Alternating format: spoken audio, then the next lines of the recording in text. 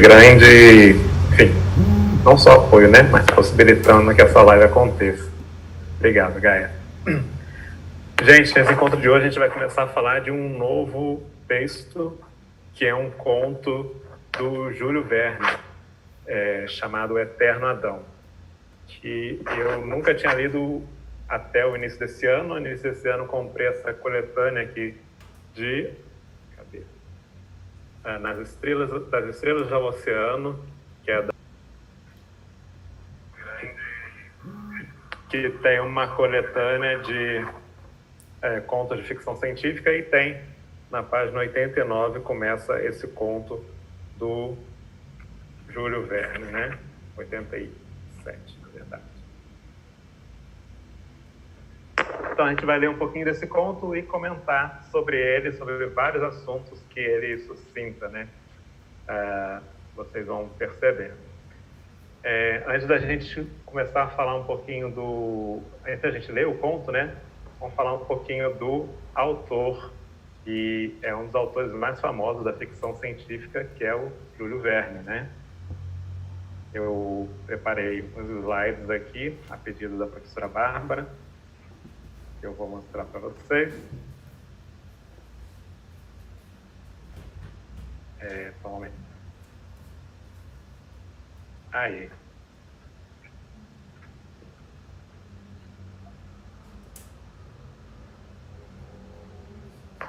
Então, gente, Eterno Adão, o nome do conto, e ele é escrito pelo Júlio Verne, né?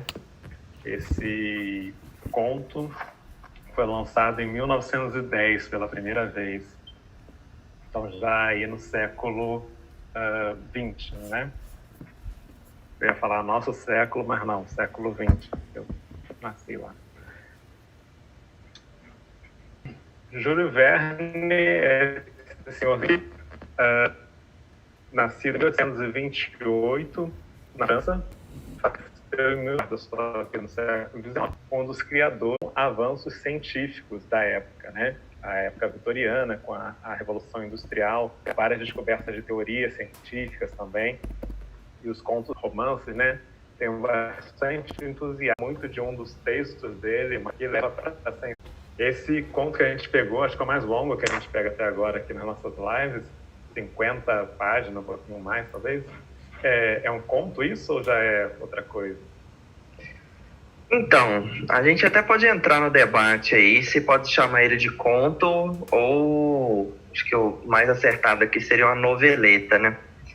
Mas eu acho que para além de questões como extensão, a gente pode considerar, sim, o Eterno Adão um conto pela estrutura narrativa dele, não vê tanto pela extensão, o número de páginas que a história dá, mas por se tratar de um núcleo narrativo que ele é consideravelmente pequeno, ainda que, e talvez a gente fale isso mais para frente ainda hoje, ele se divida em uma narrativa, aquela bonequinha russa narrativa, né? Uma narrativa dentro de uma outra narrativa que depois volta para o leitor, né? A gente já discutiu isso um pouco em outros encontros com outros autores.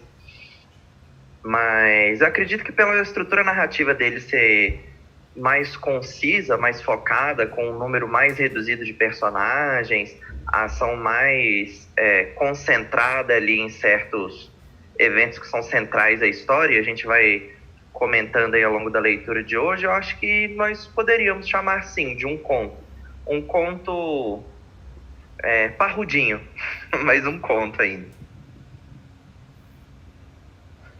Tá certo. E, Bárbara, você já gosta de algum outro texto do Júlio Verne? Imagino que já tinha lido. Gente, Júlio Verne, eu sei que a minha mãe gosta muito, né, na realidade. Minha mãe sempre falava do Júlio Verne quando eu era criança, mas eu nunca tinha tido a oportunidade de ler, não. Essa foi a primeira experiência. Olha só, quem diria, agora eu lembrei que minha mãe também falava muito do Júlio Verne, né? Tem um autor badaladinho. Vou falar um pouquinho do conto do Eterno Adão e a gente pode ler um pouquinho, né? Vou botar aqui a estrutura da história, né? É um conto que se divide em duas partes, né? Tem um personagem narrador com um nome estranho, que é esse aqui no canto, que não sei a pronúncia correta, né? Sofia Aysir, enfim. Que é um sábio de uma civilização totalmente diferente, ou talvez nem tanto, né? A gente vai ver isso. Que é o Império dos Quatro Mares. E é um império que está completando 195 anos, se não me engano, algo por aí. E teve um grande evento, esse sábio fez uma palestra, né, um pronunciamento nesse evento, depois ele retorna para casa, está um pouco atormentado com os rumos que esse império vai tomar, e na casa dele está tendo uma obra, né? E o engraçado é que no meio da obra ele encontra um estojo de metal de milhares de anos que estava enterrado ali, e ele encontra um diário que vai relatar esse segundo tempo da história, que a gente percebe que é no nosso mundo. Se passa ali num terceiro milênio, né, depois do ano 2000, a gente não tem a data exata, e que ocorre um grande cataclismo no mundo que acaba com a civilização humana global, no termo mais tradicional de civilização que a gente tem, que era a visão civilizatória do Júlio Verne da época, né, de um homem vitoriano. E a partir dali a humanidade teria que começar do zero, talvez não tão do zero, mas retroceder na visão do personagem e criar uma nova civilização que veio a ser a desse sábio com nome estranho que está narrando tudo pra gente, né? Então tem a narração dele, tem a narração do diário que ele encontrou. E é bem marcada essa diferença desses dois tempos no texto. Opa! Isso não era para aparecer. E acho que a gente pode dar uma lidinha, né? Alguém quer comentar alguma coisa antes da leitura? Não? Eu vou projetar aqui o texto para a gente ler um pouquinho com o pessoal que está assistindo.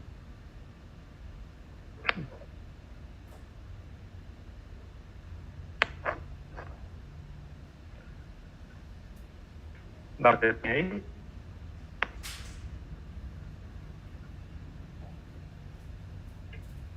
Isso aqui a gente pegou a tradução do próprio livro que eu tinha mostrado para vocês. E eu vou colocar a minha pronúncia inventada aqui para esses nomes, né? Então, começando. O Zartog Sofia Aysir, isso é, o doutor terceiro representante macho da 101ª geração da linhagem dos Sofia, seguia a passos lentos a rua principal de Basídra, capital do As-Itenshu, em outros termos, o Império dos Quatro Mares. Quatro mares, o Tubelone, o setentrional, o Errone, o Spone, o oriental, e o Merone, ou ocidental. Limitavam, de fato, aquele vasto país, de forma bem irregular, cujas extremidades, calculadas de acordo com as medidas familiares ao leitor, atingiam em longitude o 4º grau leste e o 60º grau oeste, e em latitude o 54º grau norte e o 55º grau sul.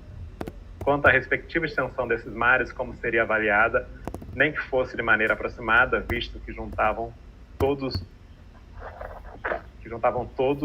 e um navegador zarpando de qualquer uma das suas costas e rumando sempre em frente, acabava sem falta por aportar no litoral diametralmente oposto.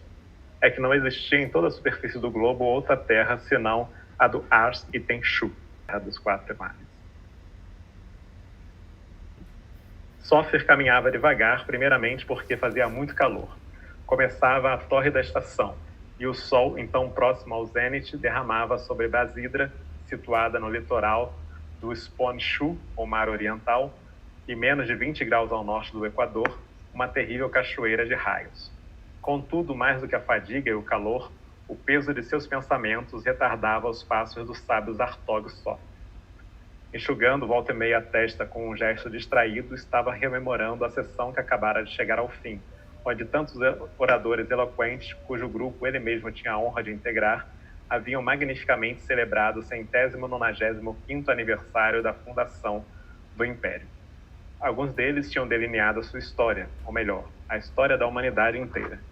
tinham mostrado que Amahart e Tenshu, a terra dos quatro mares, dividida a princípio entre um número imenso de tribos selvagens que desconheciam umas às outras. Aquelas tribos é que remontavam as tradições mais ciências naturais apenas começavam a discernir uma luz tênue nas impenetráveis trevas do passado. Em todo caso, aqueles tempos remotos escapavam à crítica histórica, cujos rudimentos iniciais se compunham daquelas vagas noções relativas às antigas tribos esparsas. Durante 8.000 anos e tanto, a história de Mahart e Tenshu, que se tornava gradualmente mais completa e exata, só relatava combates e guerras. Primeiro homem contra o homem, depois de família contra família, enfim de tribo contra tribo, posto que nenhum ser vivo, nenhuma comunidade pequena ou grande, possuía ao longo dos séculos outro objetivo senão o de assegurar a sua supremacia sobre os seus rivais, esforçando-se todos com êxitos diversos e não raro adversos para sujeitá-los às suas leis. Aquém daqueles 8.000 anos, as lembranças dos homens ficavam um pouco mais precisas. No início do segundo dos 4 períodos em que se dividiam comumente os anais da Mahart e Tenshu, a lenda começava a merecer de modo mais justo o nome de história. Aliás, histórica ou lendária, a matéria dos relatos quase não mudava. Eram sempre os mesmos massacres e morticínios, não mais em verdade de tribo contra tribo, mas doravante de povo contra povo. Tanto assim que esse segundo período não fora, afinal de contas, muito diferente do primeiro. O mesmo se referia ao terceiro período, findo havia apenas 200 anos, que durara cerca de 6 séculos. Essa terceira época, no decorrer da qual, com insaciável fúria, os homens reunidos em exércitos incontáveis haviam encharcado a terra de seu sangue, fora talvez mais atroz ainda.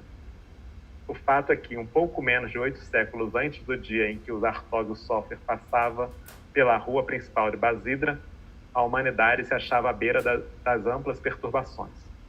Naquele momento, quando as armas, o fogo, a violência haviam já concluído certa parte de sua obra necessária, tendo os fracos sucumbido perante os fortes, os homens a povoarem Amahart e Tenshu formavam 3 nações homogêneas, e cada uma das quais o tempo atenuara as diferenças entre os vencedores e os vencidos de outrora. Fora então que uma dessas nações se dispusera a submeter as suas vizinhas. Habitantes da região central de Mahart e Tenshu, os Andart Ha-Sangor, isso é, homens com faces de bronze, haviam lutado impiedosamente para alargar as fronteiras que sufocavam a sua raça ardente e prolífica. Uns após os outros, ao preço de guerras seculares, eles tinham vencido os Andart Mahart Oris, os homens do país da neve, que povoavam as regiões do sul, e os Andart Mitra Psu, os homens da estrela imóvel, cujo império se encontrava ao norte e ao oeste. Cerca de 200 anos transcorreram desde que a última revolta daqueles 2 povos fora afogada em torrentes de sangue e a terra conhecera, enfim, uma era de paz. Era o 4º período da história. Como um só império substituía as 3 nações de antanho e todos obedeciam à lei de Basidra, a unidade política tendia a fundir as raças. Ninguém falava mais nos homens com faces de bronze, nos homens do país da neve, nos homens da estrela imóvel, e não havia na terra senão um povo único, os Andart e Tenshu, os homens dos 4 mares, no qual se resumiam todos os outros. Mas eis que, transcorridos esses 200 anos de paz, um 5º período parecia anunciar-se. Rumores importunos vindos não se sabia de onde circulavam havia algum tempo. Tinham aparecido pensadores capazes de despertar nas almas umas lembranças ancestrais que já poderiam ser tidas como extintas. O antigo sentimento da raça ressuscitava numa forma nova, caracterizada com novas palavras. Falava-se a miúde em atavismo, afinidades, nacionalidades, etc. Havendo todos esses vocábulos recém-criados que respondiam a certa necessidade, conquistado de pronto o direito à cidadania. Conforme a comunhão de origem, de aspecto físico, de tendências morais, de interesses ou simplesmente de região e de clima, surgiam agrupamentos que cresciam pouco a pouco a olhos vistos e começavam a agitar-se. Em que é que daria essa evolução nascente? mal construído, o império se desagregaria, a Maharshtra-Tenshu acabaria sendo dividida, como nos idos, entre um grande número de nações, ou pelo menos, a fim de mantê-la unida, precisar-se-ia de novo recorrer às tétricas hecatombes que durante tantos milênios transformavam aquela terra num ossário. Vou parar a leitura aqui para a gente comentar esse trecho, que acho que já dá bastante para Mândia, né? Então, o que vocês acham dessa visão dos sábios Artog sobre sua civilização unificada, né? Da história dela, né? A gente vê que é uma visão bastante, como o autor, né? De um homem, parece um homem vitoriano, né? Apesar de ser nessa civilização imaginada, né? Que ele vai classificar os povos antigos e com uma cultura diferente da dele como bárbaros, como primitivos, né? Ultrapassados, e ele vai glorificar ali uma unificação de povos, de territórios, de governo feito na base da força, né? E a gente vê aí um espelhamento da história do próprio colonialismo europeu, né? E como os europeus, boa parte, né? Se viam como pessoas que estavam levando a civilização para outras partes do mundo, né? Levando a verdadeira religião, né? A religião correta, a cultura correta, e tirando o mundo todo da barbárie e unificando, né? Todas as raças em uma só, pelo menos no discurso oficial. O que você acha? Exatamente, Kaiser. Mas eu não teria nem meias palavras assim para falar quase todos, não. Eu não teria nem medo dessa generalização para falar desse contexto na Europa, né? E a gente pensa até o próprio surgimento da antropologia enquanto disciplina vai estudar nesse contexto, de você conseguir entender os outros povos, você conseguir entender as suas peculiaridades, suas particularidades, para que seja mais fácil você poder conquistá-los, né? Então, essa é uma visão típica da modernidade. Se você pega a filosofia, assim, você tem um discurso de uma história que está sempre em evolução, né, de estágios da história, que estão seguindo um progresso.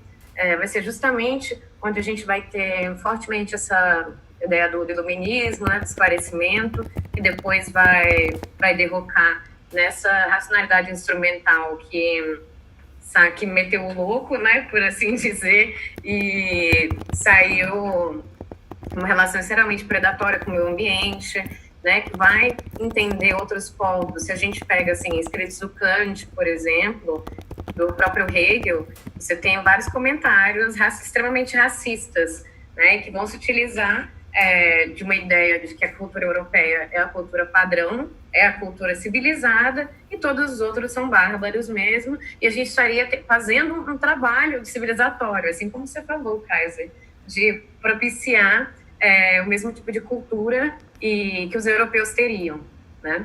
Porque às vezes eu me pego falando como se fosse a gente, mas lembrar que não somos europeus, né? Nós somos os povos bárbaros aqui, os povos das Américas. Então, é bem complicado, assim, a gente tem uma leitura muito forte disso na filosofia, e isso é facilmente perceptível, né, em várias produções artísticas da época. Acho muito importante a gente trazer essa memória mesmo. É interessante no texto quando ele fala, né, em pouco menos de 8 séculos, a humanidade se achava à beira de amplas perturbações. Naquele momento, quando as armas, o fogo e a violência haviam já concluído certa parte de sua obra necessária. Quer dizer, a violência como necessária, né? Havia um bem maior na ideia dele, desse personagem, assim como havia nos europeus, de que conquistar, matar, né? E destruir culturas servia a um bem maior, que era levar a cultura europeia considerada, claro, na avaliação dele a todo o planeta, né? Sim, eu lembro de uma coisa que eu acho muito interessante, sempre quando eu lembro disso eu fico abismada, que é aquele relato, né, do impasse entre os europeus e os indígenas, de quando os europeus chegam aqui nas Américas, né, chegam aqui invadindo, eles ficam se questionando se os índios têm alma, né, se os índios possuem alma, assim, tentam fazer experiências para descobrir se eles têm alma, enquanto na realidade os indígenas, eles ficam pensando, será que esse outro povo aí, essa galera, será que eles têm corpo, né? Eles duvidam da corporeidade dos portugueses. Então, é muito interessante a gente parar para pensar como é que, de fato, nessa época da colonização europeia, não só essa também, mas o colonialismo na África, ele vai ser pautado por um desprezo ontológico do outro, né? A alteridade, ela sempre tem menos alma e a vida deles tem menos valor, e eles estão no estágio primitivo da evolução. Bruno, quer comentar alguma coisa? Um recurso que eu acho interessante que o narrador da história ele já lança, e eu acho que vai ficar mais evidente para quem não conhece o conto à medida que a gente for avançando a leitura, mas já dá para entender por essa sinopse que você apresentou mais cedo, Kaiser, que é a questão dele,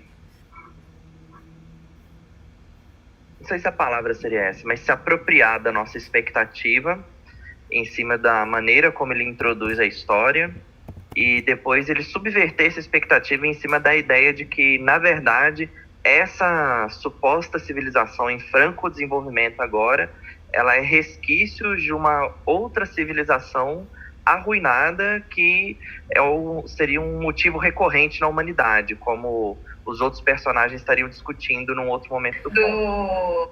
E esse é um recurso recorrente, não só na ficção científica, né, mas acho que a gente poderia colocar aí na ficção especulativa. Aparece na fantasia, aparece na dark fantasy, aparece nos romances de mistério, que é você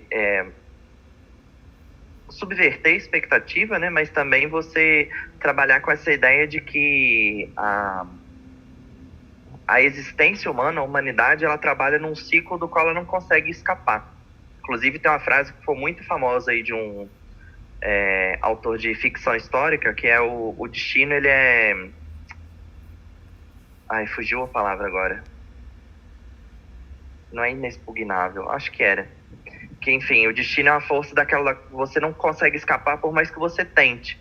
Eu acho que essa é uma realização tanto quanto trágica que o nosso sábio de nome impronunciável, ele chega no conto. E essa questão que a Bárbara estava comentando mais cedo, né, da gente ver alguns ecos aí da história, né, do próprio autor repercutindo na história, isso também é muito comum da ficção especulativa. Para dar um exemplo que foge um pouco aqui da ficção científica, mas que é um ícone aí da fantasia, o Tolkien fez isso muito dentro da ideia que ele tem ali das sociedades dos elfos ou o condado dos hobbits, tem muito ali da percepção contemporânea dele da Inglaterra daquele período, com algumas noções aí de como a Inglaterra ela se perdeu em cima da Revolução Industrial, de como aquela natureza preceptora dos deuses ali foi destruída pelo progresso, pela máquina, pelo avanço, representado aí na figura do Sauron. Enfim, eu estou fugindo um pouco aqui do foco do conto, mas para mostrar que essa repercussão da realidade do autor na... Oi? Adorei. Essa repercussão da realidade do autor na própria obra, ela é mais comum do que a gente imagina. Mas é interessante ver como isso acontece na ficção científica. Acho que é uma maneira ímpar aí na ficção científica em comparação com os outros ramos aí da ficção especulativa. É só algo interessante que eu queria destacar. Sim. E eu vou destacar uma outra parte aqui nesse trechinho final que a gente leu, né? Que ele fala, transcorridos esses 200 anos de paz, é interessante ele marcar como paz, né? Me lembrou daquela questão da Pax Romana, né? O Império Romano ia conquistando e levava a paz de Roma aos povos conquistados, né? Então, o quinto período anunciava-se rumores importunos vindos, não sabia de onde circulava há algum tempo, de tinham aparecido os pensadores capazes de despertar nas almas umas lembranças ancestrais que podiam ser tidas como extintas. Ele vai falar da questão da nacionalidade, né? E aí isso me lembrou muito a questão que a gente tem hoje no Brasil, a discussão sobre etnias, né? Com o discurso que a gente tinha ao longo do século XX, né? Algumas pessoas ainda sustentam da tal democracia racial no Brasil, né? Somos um único povo, e como esse argumento ainda reaparece quando algumas pessoas vão criticar, por exemplo, políticas afirmativas de cotas, né? Falar, não tem isso de raça no Brasil, somos uma raça só, porque é justamente como esse personagem vem falando nesse conto, né? Havia uma raça só e ressurgiram aí um papo de diferentes raças, diferentes nacionalidades, e esse pessoal está querendo ressuscitar um atraso aí na nossa sociedade, na sociedade aí dos quatro mares, né? E me parece muito um discurso atual no Brasil, nesse conto que foi publicado há mais de 100 anos, né? O que vocês acham disso aí?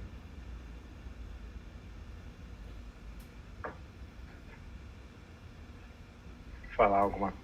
Olha, eu não vou nem comentar que eu fico com raiva, sabe? Eu não quero me estressar. Mas sim, de fato tem essa aproximação mesmo, assim. E esse discurso da democracia racial, na realidade, ele já foi rebatido há muito tempo já. Não quero me estressar com essa não, Kaiser. Essa bola pode ficar para você.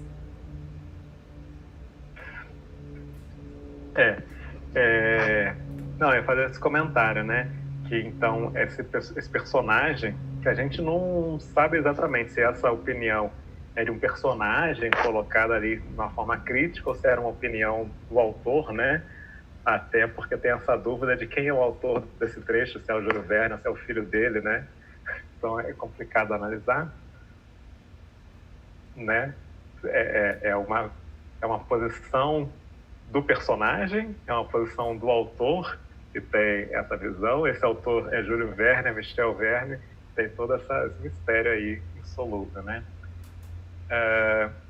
Mas esse personagem, ele é ali na história um sábio, né? Ele foi falar no palácio sobre o aniversário daquele império, né? Então ele representa ali o homem que a gente chamaria aqui o homem branco, né? Europeu, ou com uma cultura europeia de alto nível educacional, né? Que recebeu uma educação de ponta e que aparentemente de alto nível social, né? Então ele é ali a classe dominante daquela sociedade. E como muitas pessoas, né, tentando me esforçar para não generalizar, mas muitas pessoas da nossa classe dominante vão trazer esse discurso, né? Não, essa coisa de raça é uma coisa ultrapassada, né? Somos todo um único povo, né? Sem considerar questões como, por exemplo, que muitas pessoas na classe dominante desse único povo, na verdade, usufruem de benefícios herdados de seus antepassados aí, colonizadores, que não consideravam a gente como um único povo, né? Escravizavam outras etnias, muitas vezes sem considerá-los até humanos, né? Então, essa tentativa de apagamento de um conflito étnico, social, pelo discurso, né? Pelo um discurso apaziguador, sem mudanças realmente na estrutura econômica, social aí. Se a gente tiverem mais comentários desse trecho, eu pensei em ler mais um pouquinho. O que você acha, Bruno? Bora lá, sigamos. É um texto longo, né, de 50 páginas. Eu acho que a gente não vai ler o texto inteiro aqui online para você, até porque a gente tem que deixar o gostinho de curiosidade para o pessoal pegar o texto e ler, né? Com certeza. Então eu vou, se vocês concordam, vou dar um saltozinho, umas 3 páginas aqui, para falar para outra parte do texto, né? Vou projetar de novo.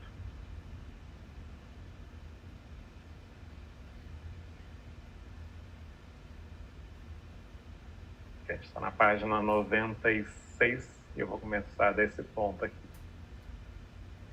Então, esse sábio estava lá nas preocupações dele, ele morou, né, do Império, e ele fala aqui: então, para que se apoderasse da verdade integral, restava-lhe esse último problema a resolver. Aquele homem, mestre do mundo, quem era? De onde vinha? A que fins ignotos é que tendia o incansável esforço dele?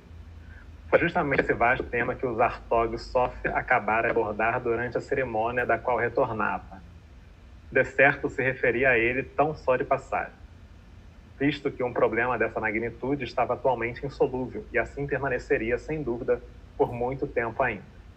No entanto, algumas luzes vagas começavam a clarear o mistério.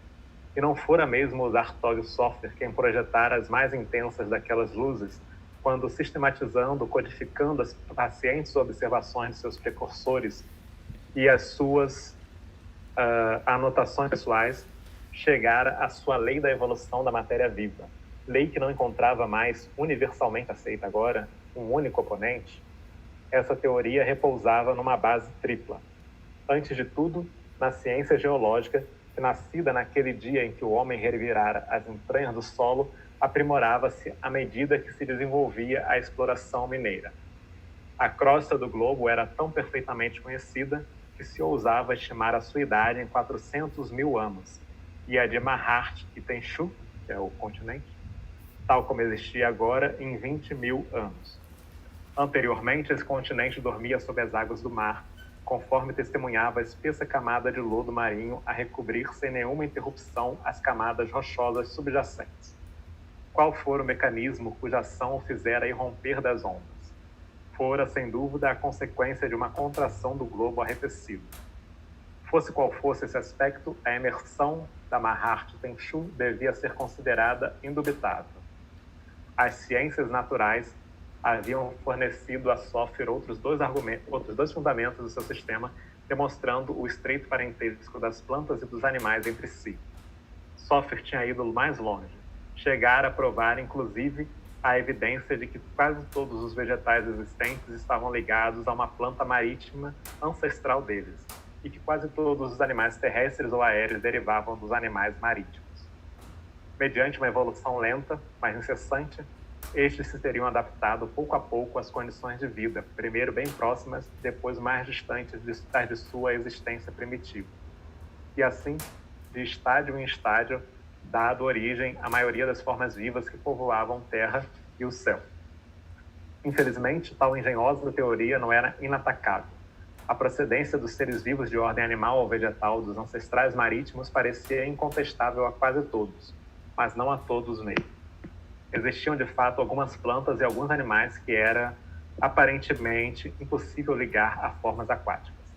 Nisso consistia um dos dois pontos fracos do sistema.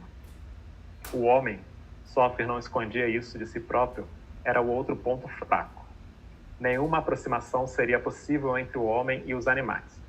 De certo, as suas funções e propriedades primordiais, como a respiração, a nutrição e a mobilidade, eram as mesmas e efetuavam-se, ou então se revelavam, de maneira sensivelmente parecida.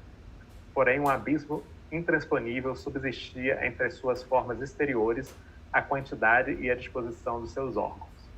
E por meio de uma corrente, a qual poucos elas faltavam, podia-se ligar a maior parte dos animais aos ancestrais provindos do mar, semelhante filiação seria inadmissível no que concernisse ao homem.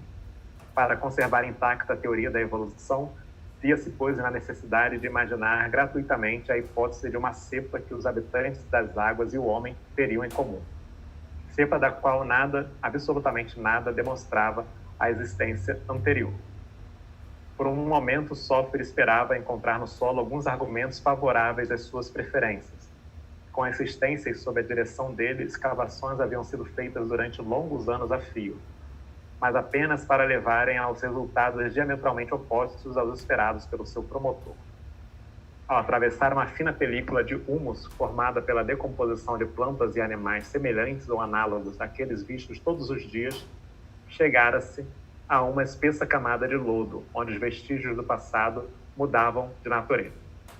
Não havia naquele lado nem sinal da flora e da fauna existentes, mas um acúmulo colossal de fósseis exclusivamente marinhos, cujos congêneres habitavam ainda, na maioria das vezes, os oceanos que circulavam Mahart e Tenchu. Qual seria a conclusão, se não a de os geólogos terem razão em afirmar que o continente servira outrora de fundo aqueles mesmos oceanos, e de sofrer tão pouco se enganar professando a origem marítima da fauna e da flora contemporâneas? Posto que, salvo umas exceções tão raras que se tinha o direito de considerá-las monstruosidades, as formas aquáticas e as formas terrestres eram as únicas cujo rastro se revelava. Essas teriam sido necessariamente engendradas por aquelas. Infelizmente, para a generalização do sistema havia ainda outros achados. Esparsas em toda a espessura do humus e até mesmo na parte mais superficial do depósito do lodo, inúmeras ossadas humanas tinham vindo à luz. Sem nada de excepcional na estrutura desses fragmentos de esqueletos, Soffer tivera de renunciar à busca no meio deles dos organismos intermediários cuja existência confirmasse a sua teoria. Essas ossadas eram, sem mais nem menos, ossadas humanas. Entretanto, uma particularidade bastante notável não demorou, além de uma determinada antiguidade, que podia ser estimada por alto em 2 ou 3 mil anos. Quanto mais antigo era o ossário, tanto menor se tornava o tamanho dos crânios descobertos. Por outro lado, além desse estágio, a progressão se invertia, e desde então, quanto mais se recuava ao passado, tanto maior se tornava a capacidade desses crânios, e por conseguinte o volume dos cérebros que eles haviam contido. O máximo fora encontrado precisamente no meio dos restos mortais, aliás bem raros, achados na superfície da camada de lodo. O exame consciencioso desses restos veneráveis não permitia duvidar de os homens que viviam naquela época remota terem adquirido, de start, um desenvolvimento cerebral bem superior ao dos seus sucessores, inclusive dos contemporâneos dos Artog Soffer, como tais. Houvera, pois, uma regressão manifesta durante 160 ou 170 séculos, seguida por uma nova ascensão. Perturbado com esses fatos estranhos, Soffer levara as suas pesquisas adiante. A camada de lodo fora atravessada de par em par, com uma espessura tal que, segundo as opiniões mais moderadas, o respectivo depósito teria exigido pelo menos 15 ou 20 mil anos. Indo-se mais longe, sobreviera a surpresa de serem achados tenos restos de uma antiga camada de humus, e depois, embaixo daquele humus, havia uma rocha, cuja natureza variava e conforme a sede das pesquisas. Mas o espanto subira ao ápice quando alguns resquícios de origem incontestavelmente... horrível essa série, incontestavelmente humana, tinham sido arrancados daquelas profundezas misteriosas e trazidos à superfície. Eram parcelas de ossadas pertencentes a homens, bem como fragmentos de armas ou de máquinas, cacos de cerâmica, trechos de inscrições numa linguagem desconhecida, pedras duras mas trabalhadas com sofisticação e vez por outra esculpidas em forma de estátuas quase intactas, capitéis delicadamente lapidados, etc. O conjunto desses achados levara, logicamente, a induzir que cerca de 40 mil anos mais cedo, ou seja, 20 mil anos antes do momento em que teriam surgido, não se sabia de onde nem como, os primeiros representantes da raça contemporânea, os homens já viviam naqueles mesmos lugares e tinham alcançado lá um grau de civilização bem avançado. Assim era, de fato, a conclusão geralmente aceita. No entanto, havia ao menos um dissidente. Tal dissidente era Soffer em pessoa. Na visão dele, seria pura loucura admitir que outros homens separados de seus sucessores por um abismo de 20 mil anos tivessem povoado a Terra pela primeira vez. De onde teriam vindo, nesse caso, os descendentes dos ancestrais desaparecidos havia tanto tempo, aos quais nenhum laço os atava? Seria melhor ficar na expectativa do que acolher uma hipótese tão absurda. Do que esses fatos singulares não foram explicados, não se concluía ainda que eram inexplicáveis. Chegar-se-ia a interpretar, e até lá convinha nem sequer levá-los em consideração, atendo-se àqueles princípios que satisfizessem plenamente a razão pura. A vida planetária divide-se em duas fases, antes que o homem apareça e desde que o homem apareça. Na primeira delas, a Terra, que se encontra em perpétua transformação, está, por esse motivo, inabitável e inabitada. Na segunda fase, a crosta terrestre já atingiu certo grau de coesão, permitindo a estabilidade. De pronto, tendo enfim um substrato sólido, a vida aparece. Estreia com formas mais simples e não cessa de se tornar mais complexa para resultar finalmente no homem, a sua expressão derradeira e a mais completa. Mal surgindo na face da terra, o homem começa logo e continua sem parar a sua ascensão. Num caminhar lento, mas seguro, ele se dirige à sua finalidade, que são o conhecimento perfeito e o domínio absoluto. O que você acha do final desse trecho, Bárbara? Bastante humilde. Nossa, sem comentários, sem comentários. Então, nessa parte aí do conto, né? Ele entra numa parte que toca um assunto que me agrada muito, que é a questão da teoria da evolução, né? E que esse Zartog, ele aparece ali meio que como uma réplica naquela civilização de Charles Darwin, né? Ele é o cara que propôs uma teoria da evolução ali. E aí eu ia falar um pouquinho sobre, então, a teoria da evolução, para quem está nos assistindo. Botando aqui os slidezinhos para a gente dar uma olhada. Então, a teoria da evolução no nosso mundo real, né, foi proposta aí pelo Charles Darwin, todo mundo já ouviu falar dele, e pelo Alfred Wallace, que pouca gente ouviu falar dele. Mas é uma teoria conjunta dos dois, né? E que eram, como esse personagem, Zartog, eram homens brancos aí, ingleses, né? De uma civilização, portanto, eurocêntrica, e, no caso do Charles Darwin, de uma alta classe social, né? E, no caso do Wallace, de uma classe mais trabalhadora, não por acaso ele é elaborador da teoria. E o que tem de interessante, de semelhanças, né, entre a teoria e o que é falado aí no texto? Então, eu destaquei esse trecho do texto ali, né? A costa do globo era tão perfeitamente conhecida que se ousava estimar sua idade em 400 mil anos, e a do continente em 20 mil anos. Anteriormente, esse continente dormia sob as águas do mar, conforme testemunhava a espessa camada de lodo marinho a recobrir sem nenhuma interrupção as camadas rochosas subjacentes. E ele fala desse conhecimento, né, da história do continente ter surgido com as explorações de escavações minerais, né? E isso está muito de acordo com o que a gente vê, com o que ocorreu, de fato, na história da teoria da evolução. Antes teve muitos conhecimentos obtidos em escavações, né, para explorar recursos naturais, foram sendo achados conhecimentos, e tem um cara muito importante, que é esse Charles Lyell, que ele viveu de 1797 a 1000, foi um amigo próximo do Charles Darwin, que era um pouco mais jovem que ele. Charles Lyell foi um geólogo escocês e que estudava esses estratos geológicos, né, nas rochas. Eu vou falar daqui um pouquinho deles. E ele cria a teoria do uniformitarismo, que vai influenciar o gradualismo do Charles Darwin. O que são essas teorias, né?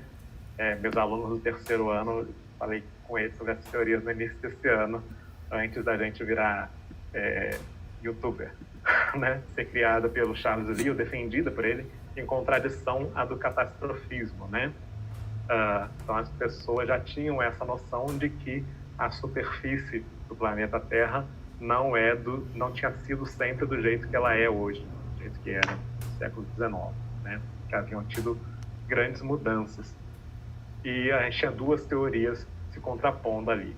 A do catastrofismo era de que o planeta tinha uma estrutura bastante estável durante muito tempo e tinha alguns curtos períodos em que haviam catástrofes, né?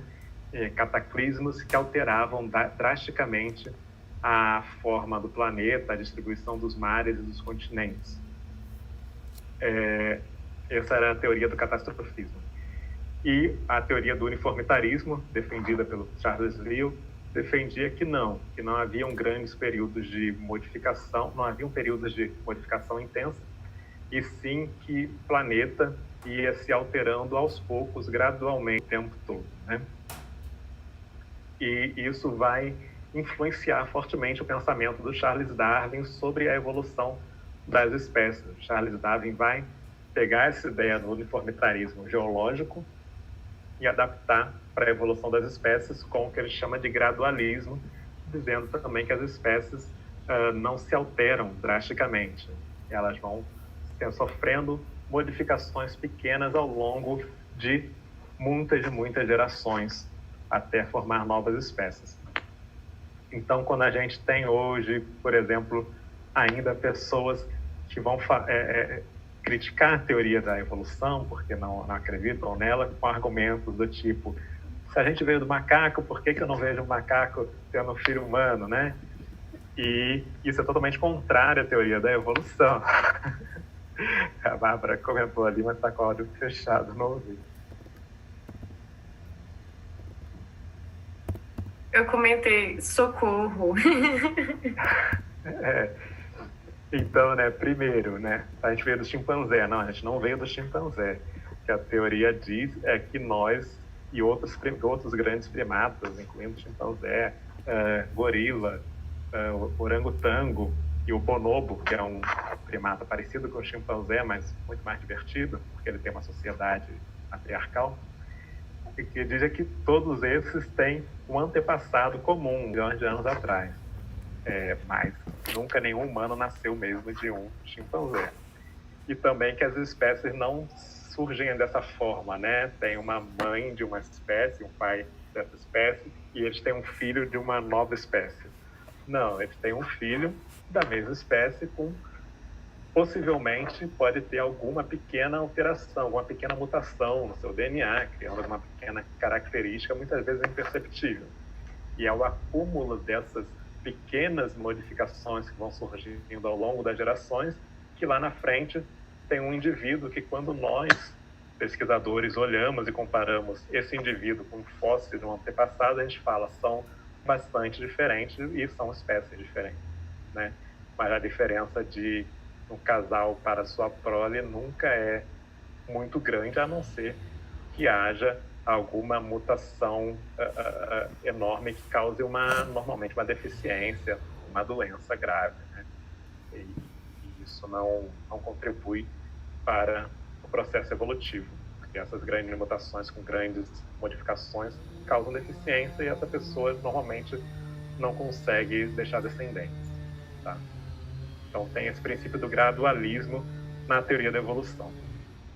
Eu não vou falar muito do Charles Lyell, porque o nosso próximo encontro sobre esse texto vai ter uma geóloga convidada comentando aqui, e vou deixar ela falar um pouco mais sobre essas teorias, principalmente do catastrofismo, que se refere bastante ao conto. Mas quando o Zartog, lá no nosso texto, vai falar dos estratos geológicos, que a gente chama também de níveis estratigráficos, ele está falando disso aqui que está nessa imagem, né? Então, diferentes períodos da história da humanidade, da história do planeta, né, vão deixando estratos de rocha diferentes, que são diferentes pelos eventos que aconteceram na época, né? Teve uma erupção vulcânica. Eu acho... porque justamente amanhã eu vou ter uma aula com os alunos sobre o antropoceno, né?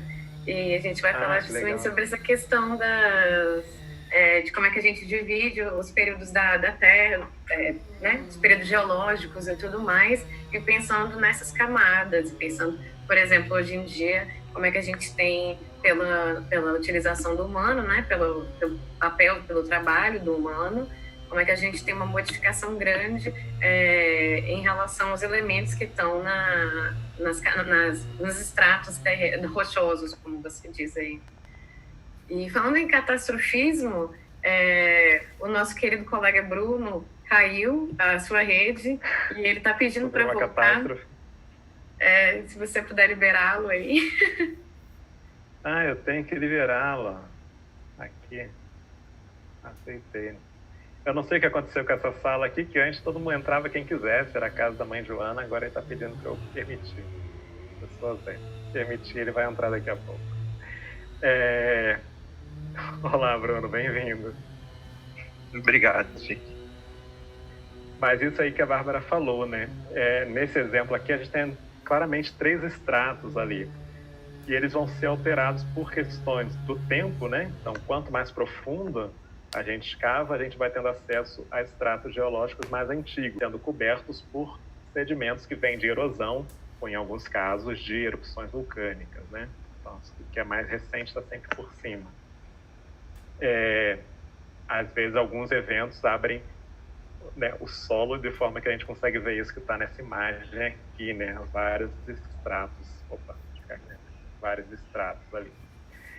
Mas cada estrato é influenciado mais erupções vulcânicas, você vai encontrar naquele estrato mais fósseis de fuligem, né? Mais deposição de carbono, do que em outro que teve menos, e com isso os geólogos conseguem ir acompanhando as transformações do próprio planeta, né? Da estrutura do solo, da atmosfera, ao longo desses períodos. Nossa convidada no próximo encontro vai saber falar mais sobre isso, né? Do lado aí da evolução, nesses diversos estratos, no século XVIII e XIX, o pessoal foi vendo que você encontrava restos animais e vegetais diferentes em cada estrato, né? Com algumas ossadas que você via em estratos mais profundos e em estratos mais recentes, mais superiores, você não encontrava mais. E, ao contrário, encontrava novas ossadas com formas diferentes, né? E isso foi... eu botei esse desenhozinho bonitinho, tem até uns dinossaurozinhos aqui no extrato mais baixo. Aqui nesse de cima tem uns peixes, né? Olha só. Então, dinossauros terrestres e aqui peixes, indicando, então, muita informação, né? Que aqui, numa época antiga, tinha um monte de dinossauro, que depois não existiam mais, e aqui era um ambiente terrestre, e por algum motivo aqui ele foi coberto por água, vai ter peixe ou sapinho, fósseis marinhos, ou aquáticos, pelo menos. E depois voltou a ficar seco, né? Então, esse tipo de informação estratigráfica, junto aos fósseis encontrados, foi também uma das bases da teoria da evolução do Charles Darwin, né?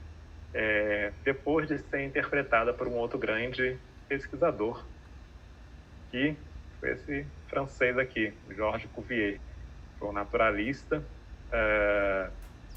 viveu de 1769 a 1832, morreu ali no início do século XIX, tanto anterior ao Charles Darwin, e foi também paleontólogo francês, na verdade, considerado o pai da paleontologia, e que se dedicou a estudar justamente esses fósseis, né, de animais antigos e também ossadas de animais contemporâneos, da época em que ele vivia.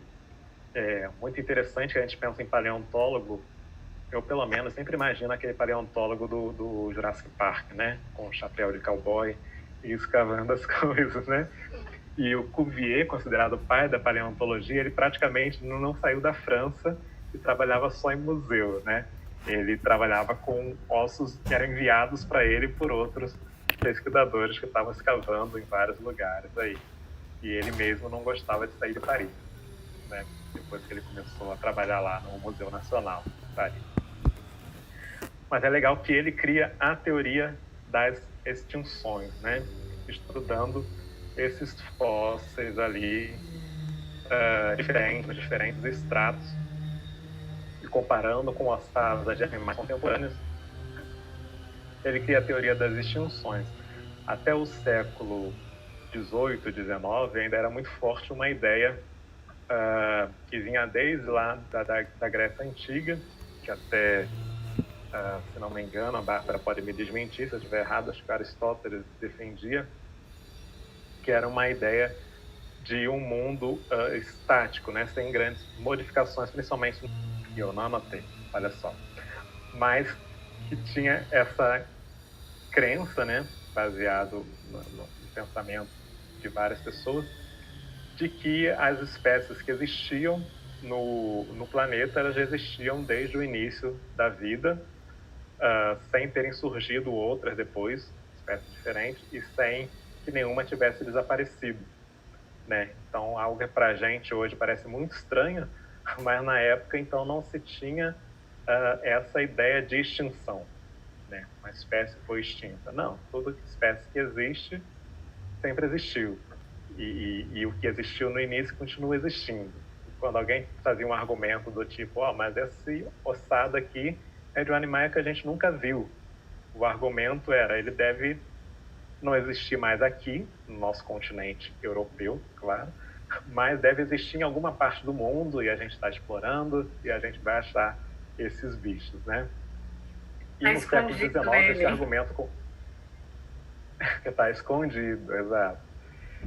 E, de fato, alguns foram encontrados depois, né? A gente tem um peixe, não sei se vocês já ouviram falar, o selacanto, né? Durante muito tempo foi considerado um fóssil extinto. Depois se descobriu que na costa ali na costa atlântica, se não me engano, da África, a galera pescava esse peixe ali, ainda existia.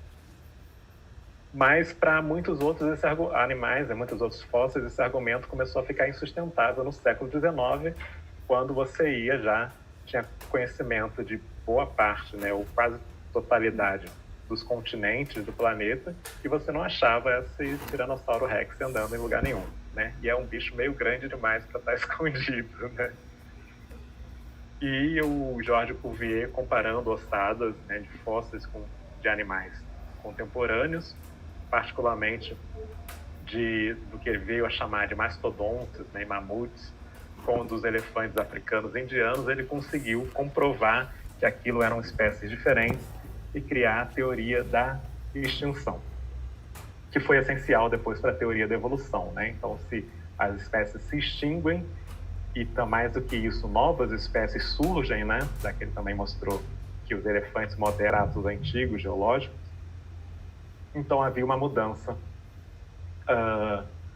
nas espécies, na estrutura do corpo das espécies, nas próprias espécies que existiam, e, portanto, havia um processo ali de evolução, né? Que para o Charles Darwin, assim como para todos os evolucionistas depois dele, essa palavra evolução não tinha um sentido necessariamente de melhora, mas simplesmente de alteração a partir de uma forma anterior, né?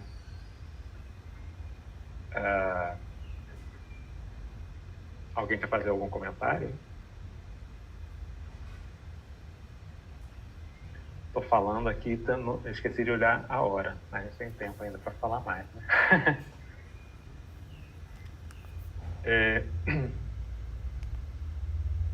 E, claro, isso se estende também aos fósseis humanos, né? Ou dos primatas antepassados dos humanos. E aí eu botei esse desenhozinho aqui de alguns supostos antepassados, né? Humanos, Australopithecus, Homo habilis, Homo erectus, né? Neandertal e Homo sapiens. É muito interessante o caso do Neandertais, que eles tinham uma caixa craniana maior do que a nossa atualmente, né?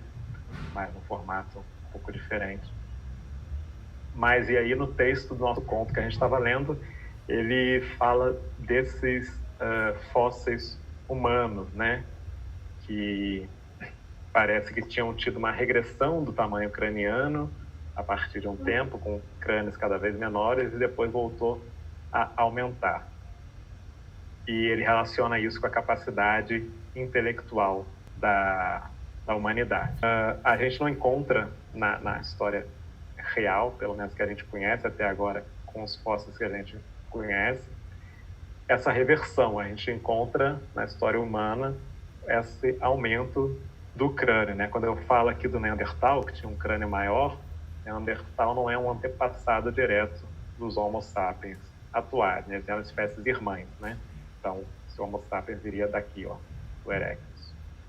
Então, um aumento contínuo. Mas, de fato, a gente relaciona tamanho da caixa craniana à capacidade mental dos hominídeos, né?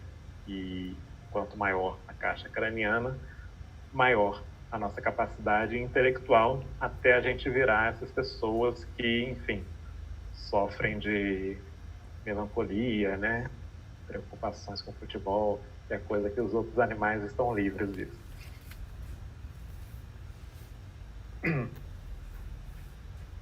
E eu botei aqui uma imagenzinha desse livro, né, dessa capa desse livro, acho que é parte interna, The Descent of Man, que é um livro do Charles Darwin, que ele publicou depois da Origem das Espécies, né?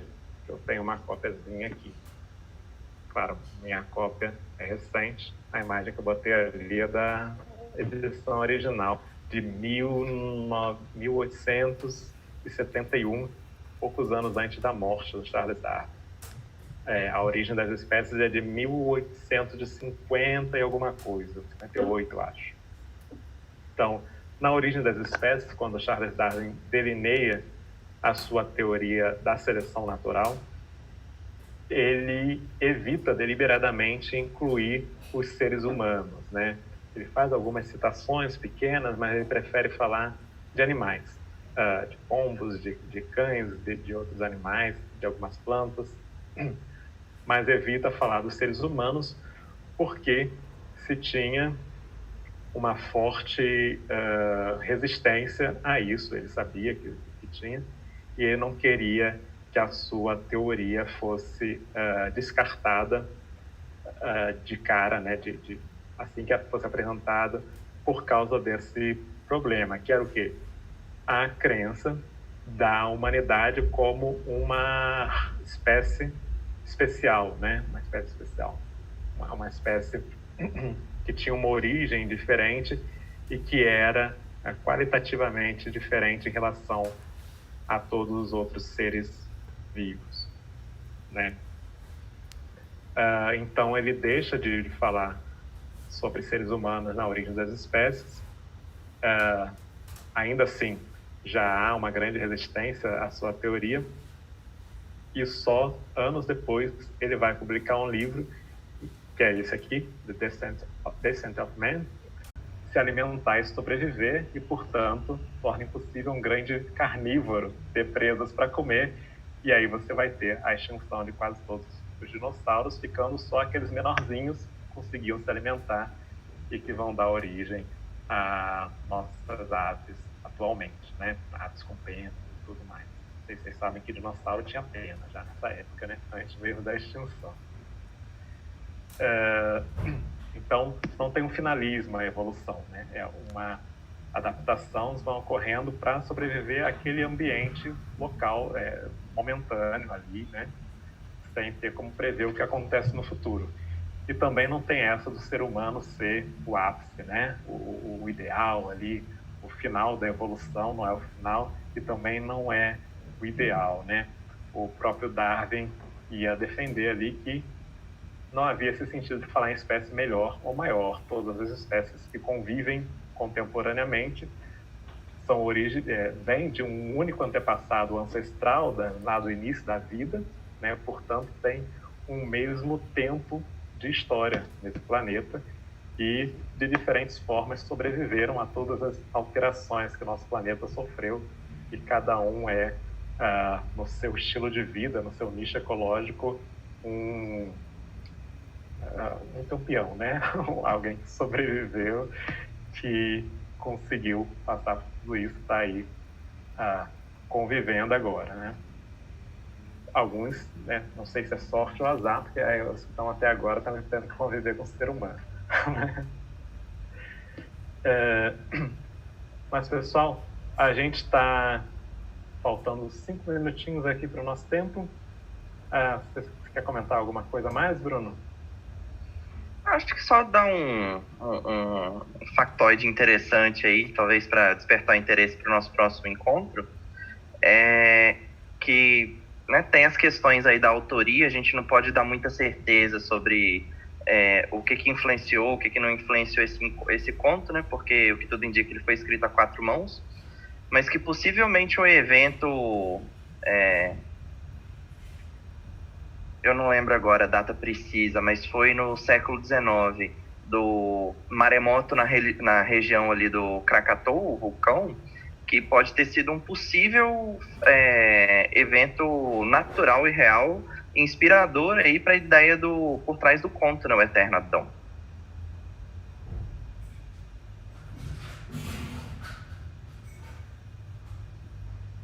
É verdade, eu até vi um comentário sobre isso também, Bruno. De que talvez tivesse tido isso, né? Foi uma grande erupção vulcânica ali que afundou uma ilha inteira, né? E que alterou o clima do planeta durante alguns anos depois daquilo, né? Nessa ideia do catastrofismo, que a gente vai falar mais no nosso próximo encontro, né? A gente vai encerrar por aqui. Semana que vem a gente não vai ter live. A gente vai ter a nossa próxima live no dia 14 de outubro, quarta-feira, às 14h30, com a presença de uma convidada, a professora Fernanda Paula, do Instituto Federal de Minas Gerais. Ela é geógrafa e vai estar aqui comentando também e lendo esse conto com a gente. Tá? E na semana que vem, em vez de live, no dia 7, a gente vai convidar vocês para uma videochamada, que não vai ser transmitida, mas para quem quiser participar, comentando o que achou do texto, o que achou dessa live, lendo um pouco mais do texto com a gente e falando, né, o que o texto despertou em vocês, de sentimentos ou de relações com outros conhecimentos que vocês tenham. Está todo mundo convidado. A gente vai colocar o convite no nosso perfil do Instagram, que é o @Círculo de Leitura IFB, e colocar lá também o link para o encontro, tá certo? Muito obrigado, Bruno. Muito obrigado à Bárbara, que caiu a conexão dela, mas que participou aqui quase o encontro todo. E obrigado a todo mundo que nos assistiu. A gente se vê no próximo. E obrigado também à Gaia, que fez a transmissão para a gente. Um abraço e boa semana para todo mundo. Até a próxima, pessoal.